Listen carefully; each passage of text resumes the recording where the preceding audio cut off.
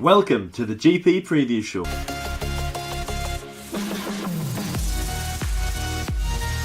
We discuss the possible future of Perez and Ocon after their collision in Belgium with Force India.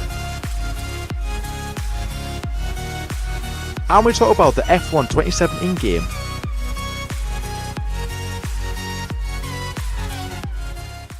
I mean, Webber-Vettel is quite old. Rosberg and Hamilton is quite old. We need a new kind of, inter-team crashing, if that makes sense. We need more of that in Formula 1. We need a new one, and I think that has come about. It happened in one race. They've had a few rivalries this year, but it happened in one race. Give it a few races when it, might calm down, but then wallop, it happens again, and basically the team, the drivers, and the media has just blown up like a big circus, like it always has. And that, of course, is Esteban Ocon and Sergio Perez of Force India. Now, I mean, this was unbelievable, so I'll just give you the quick, brief facts. I mean, to be honest, if you've been living on Mars, you probably will have still heard about the news. It was really, really big. An action-packed Belgian Grand Prix. We absolutely loved it. It was a fantastic race from start to finish. It was like the 2017 season, all in one race. Obviously, fantastic. Lewis Hamilton won the race. So Esteban Ocon and Sergio Perez headed into this race. Remember, they collided in Baku as well. More of the blame was held on Esteban Ocon, obviously the young French driver, when they both collided into Sector 1, obviously kicking off an amazing race in Baku also. Now, when they came into this race, they first collided on lap 2, sorry. It was going up Eau Rouge, almost in the same corner that we were about to crash again, but obviously stay with on this story, when basically Esteban Ocon went to overtake Sergio Perez and he kind of flew into the air a little bit, almost exactly the same really, but obviously there was no real damage at that point. Esteban was not happy on the team radio. He was basically saying that obviously that shouldn't be happening, but it was just a little racing incident, and obviously they would be going again. Wheel-to-wheel action is really what we want, and obviously if a driver, yields, if he puts on the brakes, he shouldn't be in Formula 1. Obviously, that's what they're paid to do. Go for a gap. Not go for a gap that doesn't exist, because obviously then you'd be passing Maldonado, you know what I mean? But, go for, drive like, you are in Formula 1. Drive like you stole it, really. And go for gaps that basically, us mere mortals probably wouldn't go for in the future. Anyway, so they were driving along, and at lap 30 of 44, just before the safety car came out, they were going, obviously when Esteban Ocon came round La Source corner, obviously heading up to go obviously up Eau Rouge, the fastest, best corner in Formula 1, notoriously, and then he saw Sergio Perez, and I'll tell you something, the Formula 1 cameras were riding on board with Esteban Ocon at this time, and this was like, oh God, what is going to happen? I've heard people say that, they were expecting a collision. To be honest, and I'm not just saying this, I actually thought, I was like, something's going to happen here, we are about to witness something. A bit like, 2012, a bit like that big crash, just like, you could see it, and it was like slow-mo, and you were like, something's going to happen here, guys, you couldn't, something was going to happen, obviously, they weren't just going to get away cleanly. Anyway, so Esteban Ocon went for a gap. He went towards, the right-hand side of the track, obviously, where you have the barrier just coming out of the pit lane. Checo Perez was coming down, but basically, he hasn't heard of mirrors, or well, that's what Peter was saying anyway. Basically, he closed up on Esteban Ocon, and obviously, Esteban went for a gap. That was quite close as well. Very close to the barrier, very close to Checo's front wing and front wheel. Probably less than 2 metres, obviously, which is the width of the Formula 1 car. Anyway, crash, bang, wallop, and Esteban Ocon loses part of his front wing. They both collide, obviously, again, not enough room. Checo goes in, Esteban goes in. I mean, a lot of things are to blame, but those two drivers are in the firing line. As soon as it happens, obviously, Checo goes to the left, trying to avoid the crash. Obviously, damage is already done. Esteban Ocon loses the front end plate on the left-hand side. He goes onto the team radio. Obviously, guys, what the beep? Honestly, it turns into Sebastian Vettel for a little bit, but as they just get to the top of Radion, obviously going into the Kemmel straight, Sergio Perez goes off with a puncher. Obviously, he gets a front wheel puncher from where the impact happened on the front right. Esteban Ocon actually finishes the race. He goes into the pits, obviously finishes the race with 2 points as well. Checo Perez has to retire later on. He gets that car all the way back, but he has to retire later on. Now, that was the incident. Now, there has been, incidents before, and obviously, again, we saw Max Verstappen and Daniel Ricciardo. That was the big one, obviously, in Hungary, but they just shook hands. Obviously, Daniel Ricciardo put his middle finger up, obviously, during the race, but, they just shook hands, obviously, had a rave at the top of Eau Rouge, and, Max Verstappen had a dab. They got away with it, and, everyone was all friends again. But it's different in Force India. It's different in Force India because they are not very happy with each other. Esteban Ocon has actually said in the media that Sergio Perez is, quote, trying to kill him, unquote. Wow. And that's that's like just not a very mature thing to say. That's like saying, I don't know, that's like, it's just not a very mature thing to say. I can't really think of an example. That's just not a mature thing to say. It's not an adult thing to say. It's not a Formula 1 driver thing to say. Obviously, he's not, he's your teammate. To be honest, he's probably the most friendliest of the drivers. Obviously, well, he should be anyway, because he's the teammate, same team, supposed to be working with you. So he's supposed to be the most friendly of you. He's not trying to kill you.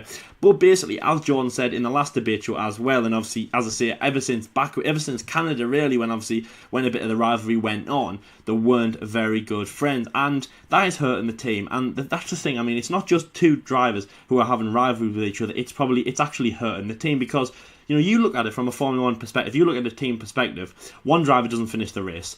Two drivers could not finish the race. You know what I mean? Because obviously one driver doesn't, but Esteban could have retired as well. A bit like Baku as well. That puts the team in danger. And is it going to happen further on in the future? You know what I mean? Can the team take these risks? And what is the point of having these two drivers in the team? When they're just going to keep, if they're going to keep climbing with each other. And the most important thing is, are they not going to work with each other? Now, one of the things is that, the loyalty is gone between the two drivers. Are they going to race with each other? Or are they going to just break, really suddenly into one corner and let the other one go past? Because, not because they want to, but because they're like, right, well, I'm going to let you go because I actually want to stay in this race and scrape some points. I don't want you to take us out. And then obviously vice versa on the other guy's side. So that loyalty's gone between the drivers. They're not going to work well together, and they're not going to pull the team forward. And that's a massive thing from the team, and they're really scared of that, because they've threatened, the drivers with, one of them being fired, both of them being fired, or even a race ban, a race ban or two, and obviously big sanctions in the team, almost like, a bit like getting a sanction, really, a bit like saying, well, if I'm going to do this, get your act together, you know what I mean? Because you might see Checo sitting out one race, Esteban sitting out one race. Obviously they don't want that, because obviously, for example, Lewis and Nico, they learn to work together, but maybe the team will have to do that to get this work. It's really about the team and how the team going to go forward in terms of this.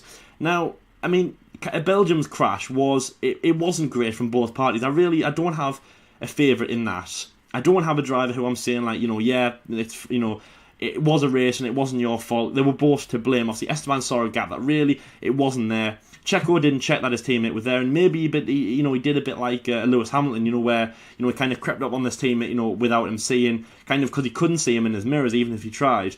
But I don't think that Checo even saw him come. Even didn't look for him to come. And I think it was just, there was blame on both their sides. But from a Force India point of view, I think it is quite dangerous them going forward, because you're always going to have, for example, like Vijay Mallya is always going to have that doubt in the back of his mind, thinking these drivers, they're carrying on my name, they're carrying on the team, and if they're just going to wreck the car, it's not good for the team personnel, and it's not good for us because we're not going to score points, and obviously points equals money and things like that. So it is quite dangerous from that. I mean, Jordan, it is dangerous what the team having those two drivers. What do they... they must be quite anxious, going into the next few races as well, obviously, especially as we go into the Asian race, obviously getting close to India, where obviously the funds are from, obviously, hence the name Force India. So it must be quite dangerous from what they're looking at. Without the drivers like rivalry aside, it's quite dangerous, it's quite dangerous for the team, isn't it, to have these two people in who are, almost like ticking time bombs when the team don't know when they're going to go off.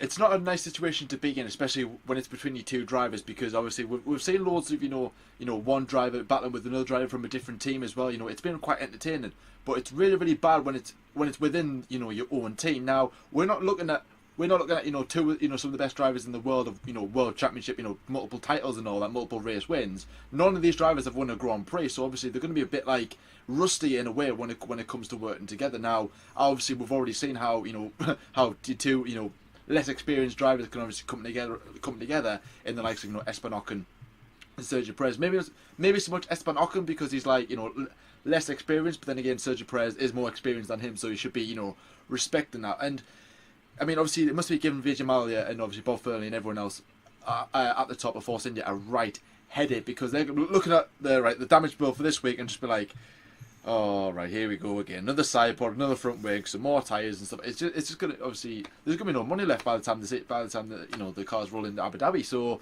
they've got to be very, very careful as well. And now when it's as I just said before, when it's with one driver from one team and another driver from another team, it's not really as serious. But when it's two drivers from the same team, it can be extremely serious to the point of where it's like I did say before, one of them or both could potentially be fired, race ban or whatever like that, because they want them two drivers to work together within the team. when they come to, coming close to each other, overtaking one another, one of the drivers should be like, right, okay, both of us aren't going to fit through this corner, so I'm going to yield because I'm in the really bad position. They want to think each other like that. But obviously with the likes of when Esteban Ocon going, all right, okay, I'm going to overtake. Now, it's not impossible to overtake an Eau Rouge. We've seen it before. We've seen it Fernando Alonso, Matt Webber do before. It's phenomenal overtaking. But when it's two Force India drivers, I'm a bit, and obviously when they're going through on the when Ocon's going on the inside, you're like, this isn't going to end well. This might be, everyone just run away basically because this is going to end in absolute disaster. So obviously it's not really a nice situation to say when Ocon thinks, I'm a good driver, everyone rates me high. Let's have a go. It's like, this isn't going to end well. You know what I mean? So now on the aspects of side, because Force India are battling, I would say that their challenge is to keep on hold the fourth and have Red Bull well and truly ahead of them, because they're like, we can catch you because one driver's doing superbly in Daniel Ricciardo and the other driver Max Verstappen isn't doing as well. Now we did quote on this a bit in the GP preview show, so obviously I'm not going to try and repeat myself on there, but obviously I did mention about comparing them to battling Red Bull, and obviously they need to work together to be able to actually, to achieve that, because Force India in the past few seasons have been absolutely superb, exceeding expectations. They're like a P6, P7, P8 type of team, where Renault and Haas are right now. But no, they are like, near enough up there, with the big teams. And I have predicted that one day Force India will be up there in the likes of P3, P2, maybe one day win the Constructors as well, should they get the right investment and have the right drivers in who actually do want to work together. And obviously, since then, Esteban Ocon has come out and basically apologised for all the actions as well. I haven't seen anything from Perez. I don't know if something has been released. But as far as I'm aware, I don't know if Lyle's seen anything, but as far as I'm aware, I haven't seen anything apology from Perez, because obviously if one driver should... Well, what he said was, John, what he said was that he held his hand up for Baku, but not for this. He's been quite, like on the offensive and not taking like any like he hasn't taken anything on board about this. He thinks that it's Ocon's fault and he hasn't owned up to anything about that. So obviously it's quite strange in that sense that he's obviously apologised for Baku. He came out, again a bit like what you said about Esteban, and he came out quite sharply really and said that it was his fault in Baku.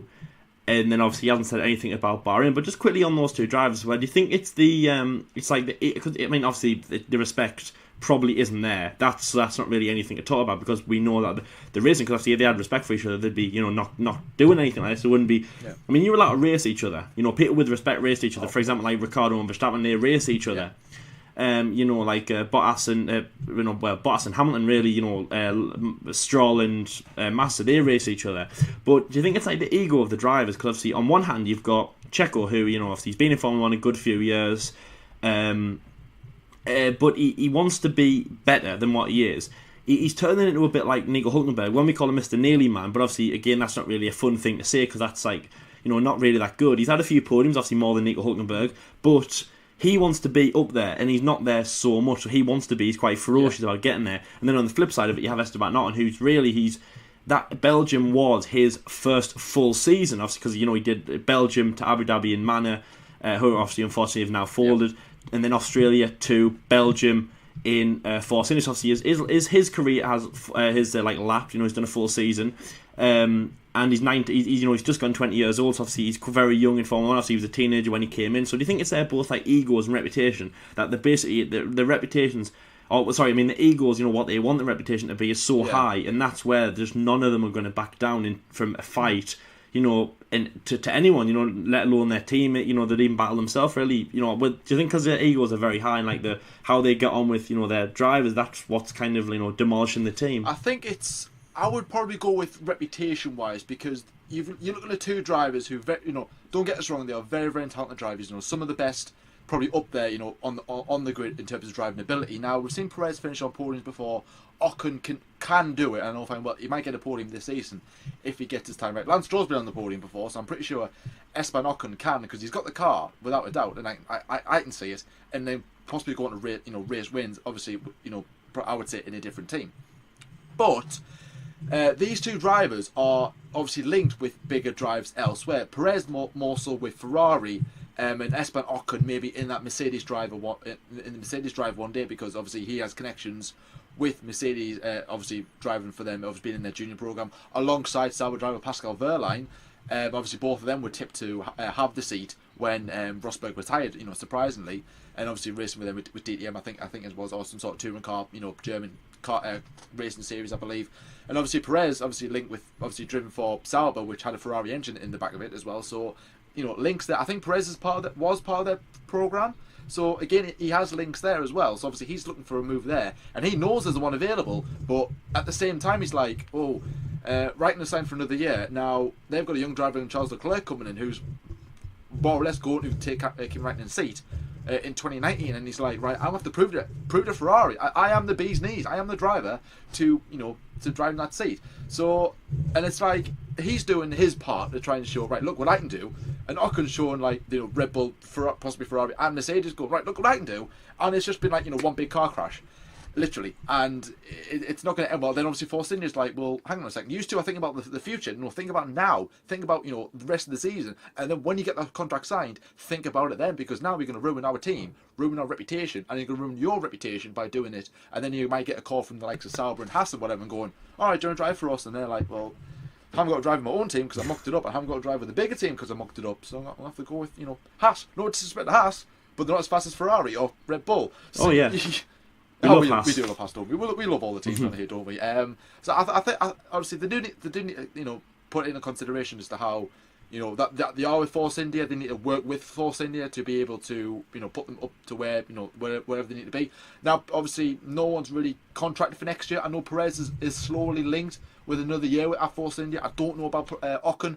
I don't know if he signed a multi-year contract deal or if it was a 1-year contract deal. I can't remember what it was when he signed for them, but I don't know if he's going to be there next year. 9 times out of 10 he is going to be there, but then obviously they need that project to work. If both of them are going to be there next year, then obviously more so Ocon will probably get a bigger drive in the future, probably Mercedes, compared to Perez, who's probably might hover around the midfield point and maybe have a lucky break with the likes of, I don't know, Renault, for example, because I think Renault will be up there one day again, and he might sign with Renault and then, go off and maybe win a championship or two. A bit like Nico Rosberg, because Rosberg wasn't tipped for world championships when he came to Formula 1, driving for Williams, went to Mercedes, and then it was about 2011, 2012, when you seen the potential, and you're like, Mercedes can go places, and Rosberg was like, I'm not moving anywhere, I'm staying here. And obviously he did win a world championship, didn't he? So that might happen, but I'm not too sure. As ever, obviously leave your opinions in the comment section below. That's my opinion, anyways, about the alter ego side of things, being the bigger man and that. That's what I think. I don't know if you agree on I don't know if you agree with me, Lyle, on that one, or if you of course, yeah. Of course, I mean they both want to be the bigger man. They both want to move forward. They both want to succeed. That's what a Formula 1 driver is at the end of the day. Of and as I said, I mean at the start, about the any driver who yields. It's a bit like what Martin Brundle said on Sky Sports F1 the other day, John. He said, if you have a driver who will not go into a corner, who will not kind of yield, who will think that gap's a bit that's a little bit on. It's not really dangerous, but if he thinks that it can be done, it just. It's going to be a bit of a squeeze. He's a Formula 1 driver. He's as I say, the top 20 of their form, so he should be able to do it. But on the flip side of it, he should know what isn't to be done. And for example, like those two drivers, they were both to blame in my mind. They both just went for they both did something that was quite stupid. Ocon went for a gap that wasn't there, and Perez just maybe blatantly, obviously, just kind of either went into Esteban or just didn't, or played that he didn't see him. But maybe he did. Maybe he just was not looking because he was a bit careless. But either way, it is dangerous from the team. And I don't know how they're going to make that. This is really dangerous. This is probably more dangerous than anything that we saw from like Lewis and Nico. It's probably the same as obviously Webber and Vettel 2010 in terms of the ego, in terms of the reputation, in terms of moving forward. Because obviously they were both world championship lists at that time. Yeah. I know they were a bit better than Force India, but obviously they were world championship lists. They were both going for about the same as Force. So this, as I say, this is probably relatable to then. Take out Lewis and Nico, obviously they were, I don't know, it's a bit different for them, but it's probably the same as Webber and Vettel back then. But it is really dangerous, and it's just forward to look moving on. But My personal opinion, though, I mean, as I say, both drivers are to blame. They should move on, and I think maybe it's a bit blown smoke. I hope that in Singapore and everything else, they get their act together. They can work a bit better as teammates. I see they don't have to like each other; just work together with them well. I mean, it's a bit like us, really. I don't like John, but we work well together. You know what I mean? No, I do. Otherwise, I wouldn't be going to Monza with him, or I wouldn't be at Monza with him right now. But hopefully the Force India drivers can work well, and then maybe one day they can go to Monza. It has been 8 days since F1 2017, the video game, came out on release, worldwide anyways. Now, we're just going to basically review the game, because obviously we've played it, we have played it, and also we've got a brand new series on our YouTube channel as well. If you haven't seen it, go and check it out. It's quite a good one, I would say, obviously new for us on our channel as well. It's going pretty well, I would say. I must say, when we did it, a few trial runs and everything, we were a bit like, how is it going to go? But I don't think it's going too bad, I must say. Very, very, very, very difficult to do, but we are enjoying it. But obviously, we're just basically talking about the game, what we think of it anyways. I've played it, Lau's played it, obviously Bailey's driving it right now. He's probably in Monaco or somewhere like that right now. I don't know where he would be, but... So obviously this is the 8th instalment of the F1 gaming series by Codemasters, or the 9th instalment if you want to class F1 2009 on Nintendo Wii. But I'm not classing that as a game. I don't know what to class that as. So obviously it's the 8th instalment, I would say, since F1 2010, and so far so good in my opinion. Now, immediately when I first started driving, obviously flying lap on Australia P1, right, 3, 2, 1. Whoa, Jesus! Well, I was in the barrier. I was not expecting how bad not really how bad the handling was, but how hard it was to control the car. And I was like, well, this is going to be very, very difficult. And it was as well, but obviously, once you've done a few laps, you do get used to the flow of the car as well. You can tell the difference between last year's car, obviously, with the wire tyres as well, how faster the cars are as well, going through the corners as well, trying to judge, the braking points and everything. It was very, very, very, very difficult, but you do get used to that. That's what I like as well. One of the other features that I do like as well in career mode, now, this has been, I would say, not really much revamped, but, reanalyzed, because last time, in practice, you had, 3 practice programs, and now this time you had 5, so obviously more to do as well. And obviously the points really are, the more important as well, because you have this, R&D tree, where, obviously, you have 4 little elements of your car, like your powertrain, your what was it? Your aerodynamics as well, your chassis, and your durability as well, so obviously the reliability of your parts. Now, obviously, the more practice programs you do, the more points you get, the more you get to upgrade your car, the more expand your tree, and obviously the better upgrades you will get. Obviously, simple procedure as well, and obviously now, obviously you don't really get, you can't really have a Sauber winning the championship by season 2. You probably get it winning by season 7, season 8, which again makes it more realistic. That's a plus for me. I really, really like that as well. I'm just really trying to think of any negatives with this game, because yes, as well. So now, first things first, there's a lot of bugs in the game, I must say. I must admit that there's countless bugs. Now, one of them I haven't experienced, which is apparently, I haven't seen this myself, but I've seen it on forums and stuff, where apparently if you play it online, and if you're doing an online race with obviously your friends, and you add in some real life drivers, obviously not really them, but them in the game, and you start, then you would literally start, everyone else wouldn't move.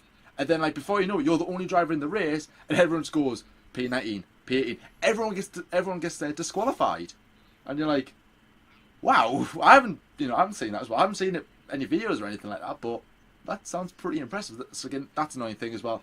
Another thing as well, I would say is in career mode, when David Croft would be talking, and then it would go to Anthony Davidson to do the rest of the segment, then it would cut out and then go straight to the grid or whatever, or straight to the race, and you're like, that's annoying thing, but I'm pretty sure that that they'll improve it like that as well, as the game goes on. But in my opinion, I would say it is better than 2016.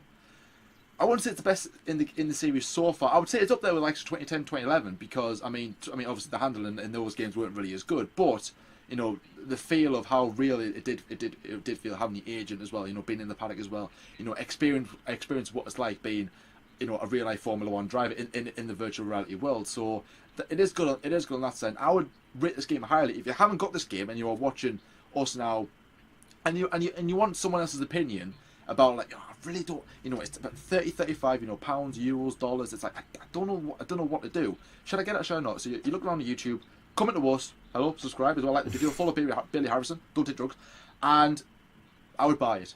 I would generally buy it. It's really, really good. Better than last season's game. Highly recommended. Yeah. What do you think about it? You've got the game. What do you like? What do you think of it so far? I think it's good. I enjoy it. Now, when I first got the game, now I don't want to sound ignorant when I say this, but when I first got the game, I wanted to just get it for the the Championship Edition, the old cars.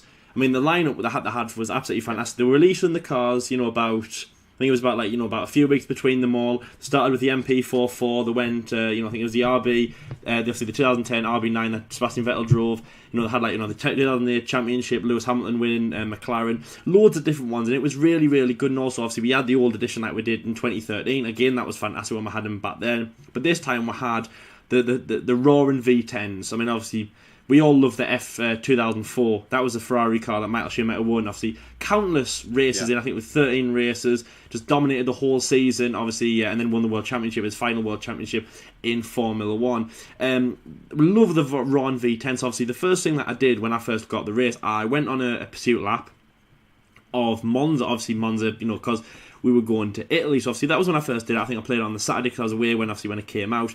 Played it first, and that raw, the V10 engine was absolutely amazing. The handling was quite good on that car. Obviously, it was really good to drive. Just really, really fun, really exciting, really exhilarating. Just to try all the cars, and I tried all the cars well. They were really good.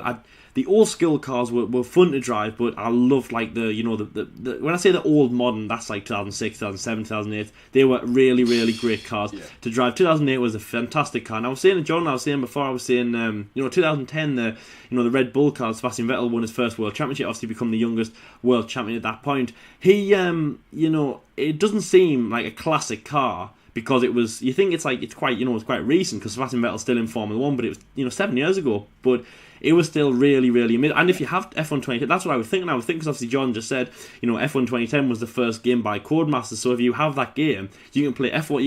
You can race that Red Bull car, on the actual game, before they actually knew it was going to be a classic car. To then now playing an F1 2017, which obviously I know a lot of people have done comparing it and things like F1 2006 and obviously different mods that they've made. So the Championship, the Classic Edition is really, really good. Obviously you can do race against them. They're really, really good. A big difference. The big difference between obviously the power of the cars. I did one that was Monaco in the dark, and now I was in the FW02, the F2002. The Ferrari car, obviously, really, really powerful. And I remember at the start I was a bit lacking in speed and things like that. But as I say, I just stormed away from them all, going around the corners, that acceleration, that obviously the Ron V10, and I just left all the old classic cars, the MP44, the MP46, obviously the older 1996 Williams as well. Just left all of them to dust. Back at the field. That was really good to do. The career mode in the present day Formula 1 is good. It's really hard. Obviously, I'm with Haas at the moment. Obviously, big team. Obviously, the team that I've started with in F1 2016. Obviously, when that came out as well. Really good. It is very hard, as Jordan said. That they turned into the corners. Everything about that is really hard. I always start running off line out. You think like last year, in F1 2016, you could have had a perfect lap because it was quite easy to do. And I was winning. Well, I wasn't winning races because it was on hard difficulty, but it was easy to win races. It was easy to finish in the top 10. And you think, well, with a Haas car, and obviously with a Sauber and a whatever, it's like, that's not really realistic, is it? But obviously now it makes it more realistic. So in a Haas car, if you finish 10s, 12s, 14s, sometimes maybe 8s or 6s, that's realistic. And obviously the R&D tree is really good because it almost makes you do those R&D things during the practice sessions. It almost makes you do them. In F1 2016, if you didn't do them, it didn't really matter that much because obviously, how the teams would improve, it didn't really, it would only go up a slight bit. But the more important thing is obviously getting a good result and, if anything, beating your teammate in the teammate rivalry. But this game forces you to do those R&D objectives, which obviously is really good in that sense. The graphics haven't changed that much. Now, they have got quite good. I thought, things like the drives look a little bit better, the cars look a little bit better, the tracks look a little bit better, and obviously they've had in, big mods like, Monaco in the dark. But it's not a massive change, mainly maybe because that was just because F1 2016 was on point. Really after that it's all about the same, really. Obviously the cars change, the drivers change, Classic mode is absolutely amazing. I love that. Just little changes as well. Obviously, a big change as well in the career mode. Obviously, they've added female Formula 1 drivers as well, which obviously they haven't had in the past. Obviously, that's a big thing as well, because we could be on the verge of getting female drivers in Formula 1 very, very soon. Obviously, with like people like, Susie Wolff moving up through Formula 1. So, that could happen quite soon, and I'd say faster than you think, really. So obviously playing as a female Formula 1 driver out there, that's quite an achievement as well. They've had just little things as well like that, just racing different cars, different careers. They haven't had a classic circuit, which obviously is something that I wanted to add in, but as I say, it's really fantastic. Monaco in the dark in the F2002 racing the MP44, I mean, that's bonkers, but that's entertainment for you, and that's F1 2017. And to be honest, that was probably that's like the pinnacle of F1 2017. If you ask me, that's like the pinnacle. You know what I mean? 'Cause obviously, career mode is great. The cars are great. It's a hard game, but as I say, I mean, that is fun. I just love the classic mode. I love the classic championship mode. You can do challenges. You can do championships in those cars, and it really is fantastic. So you can just rewind the clock back to, well, for example, like when Lewis Hamilton won in 08, when Kimi Raikkonen won in 07, obviously 10 years ago this season, the Renault, the Ferrari, the Williams, it's absolutely, that bit is amazing. That's what really gets me, Jordan. That's what I love about the game. The career mode's great, but as I say, I mean, the classic edition is what I wanted, and you know how much I love 2013, because I went on about it so much. And this has just blew it out the water. And obviously, as I say, I mean, that was the first thing I did. I did Matt Schumacher in Monza. It was great. Monaco was fantastic. And as I say, I mean, I rambled on that for ages, just on the same thing. It was a really good game. That was a really good concept. And the cars that they have in are great. And there's no other real car that I would add. Maybe ones from maybe like the 70s and stuff. For example, like Niki Lauda's Ferrari that he won in 1977. But apart from that, I think they've nailed. They've hit the nail on the head. I would like to have some of the.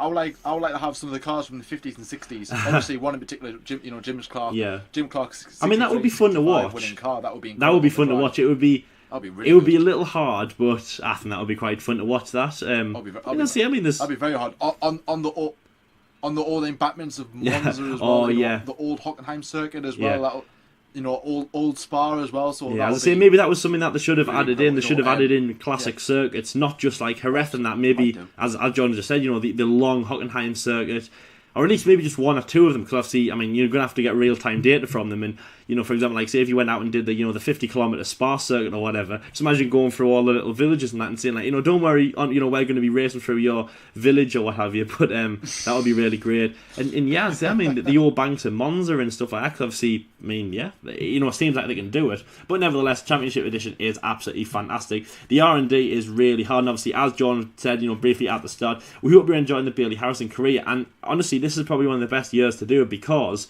as I say, it's so hard. Because in F1 2016, you would just rock up with Sauber, and it would be a few sticky races. Even if you had it on hard difficulty, it'd be a few sticky races, but then you probably would be getting into top 10s. You could be on the podiums. Because I'll tell you something, I was talking to people who were saying things like they're racing with Manor and they were winning races, and now we're thinking, well, I'm at Haas and I'm finishing 10th place. And I'm like, what? Because obviously they've got an easy. I know. Obviously, I know Tiamat Marduk, the well-known YouTuber. He did a career mode with Manor last season, and he won the championship in his second season because that's how easy it was to upgrade the car that fast. And he literally did all his upgrades. He then went to Mercedes, and then built the car up, to the point of where you couldn't upgrade it anymore. And then you're a bit like, well, it's fun, but you've got 10 seasons and you've won the championship in your second or third season. You have 10 seasons to win the world championship. We could do it, for example, like we could do it in the 10th, and that's what makes it more exciting. It makes it more realistic because you've achieved it. You've worked so hard to achieve it. And I think we've said this before. I think we said this last year. Well, we probably said this last year when we were reviewing the F1 2016 game. We're not going to be Formula 1 drivers, so people want to feel how close it is to be a Formula 1 driver. Exactly. And I think they've done a good job about it, especially the old, the classic edition, because obviously you might not have even been alive in those kind of races. Obviously, like for example the 1996 one, I wasn't. That was obviously when I was -1, but. And even through like the Michael Schumacher era and that, obviously you saw the cars and you were like, oh, wouldn't it be great to drive them? And I know it's not the real one, but as I say, it really hits the nail on the head. It's really good. It's really cool. Really great cars, and it's just it really is fun. I love that part of the game. That boosted the overall rating. So, like, just on the rating side, because we're going to rate the game, John. So, on the rating side, just on the normal, if it just had the normal, career, the career, I'd definitely give it, a 9 out of 10. It is, sorry, no, I'll give it an 8 out of 10. It is good. It really is good. There's a few little things I could iron out, but it is still really good. But the Classic Edition, 9.5 out of 10. Just little details like classic circuits is good, because obviously, I know it's probably fun to do things like, Baku, Russia, things like that on the old tracks. Sorry, on the old cars. But obviously, I always go for the Monacos. I always go for the Austrias. I always go for the the old circuits that were Brazil, Silverstone, that were in Formula 1. But obviously, Brands Hatch, Donington, Jerez, Nürburgring. They, maybe you should have added them in. Yeah. Maybe if it's not the long circuits, but at least those circuits, at least Jerez or something, because obviously, that hits a nail on the head. So 9.5 out of 10 for the Classic. Overall, I'll probably give it a strong, 7.5 out of 10. So, John, what is your rating out of 10 for the overall game? For the overall game, well, I'll probably give it a 9 out of 10. Now, for it to be a 10 out of 10 for the Classic cars. Now, I actually haven't done any of the Classic ones. I've done the Damon Hill one, which is obviously which you've probably seen on the Billy Hamilton career mode.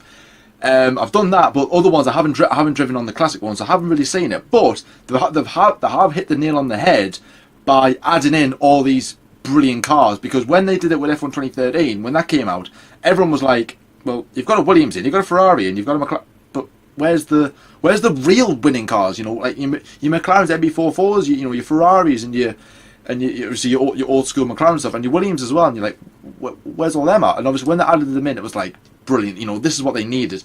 But to put it up there would be to drive the 1950s, 1960s, 1970s car. Mostly for me the 60s, because I'm a big fan of F1 in the 60s as well, because I think they're just this fluent, pure racing as well. The cars, they did look great.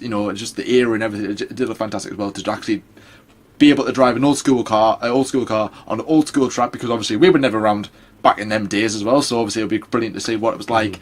But no, I think for me, 9 out of 10, solid 9 out of 10. Classic, spot on as well. I'm not going to rate it because I haven't properly seen it myself, but I will rate it. I'll give it 9 out of 10 as well, because of the Classic car as well. Career mode, 10 out of 10, in my opinion, brilliant. I really, really enjoyed it as well. Like 2016s as well, but more advanced. More to think about as well, obviously with the gearboxes as well and your other components as well. Got to try and manage them as well. So I'm happy with this game. I must say, very, very impressed with it. Yeah, it is good. It is good. Obviously it was great to get. Came out early on in the season, which is good. About halfway. Obviously you are competing with other things like FIFA, Madden, but they're different because it's only ball games. Yep. When this is Formula 1, you can only judge it on this year, but it really is good compared to like 2014 when they used to bring out the game in late October, and when the season was almost. And I remember, I think it was about the Japanese Grand Prix in 2014 when they brought out the game, and it was like, yes, we can start in Australia, and then like, well, no, hang on, we're about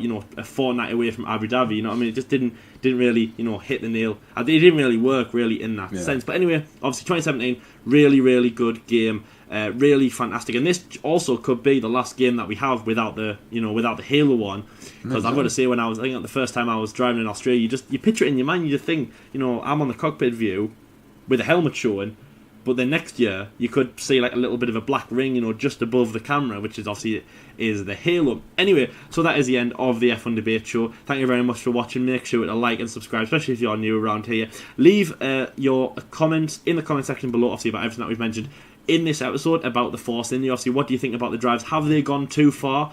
And obviously about the F1 2017 game, the career mode, and the Classic Edition. If you want to mention about Bailey, obviously, if you've been watching our series, thank you very much. I hope you've enjoyed it, and obviously, again, leave that in the comment section if you'd like. And we've been the F1 Debate Show, and obviously on us as well. Obviously, make sure to catch our Italy content, which obviously is coming out very, very soon. Our Italy vlog, which obviously we're in Italy at the moment. Yes. We'll be talking about our experience in Italy and showing off some of the track and our adventure there. Be really amazing. I hope you're going to stick around for that, and thank you very much for watching. We've been the F1 Debate Show, and until next time, guys, see you later. See you later, guys.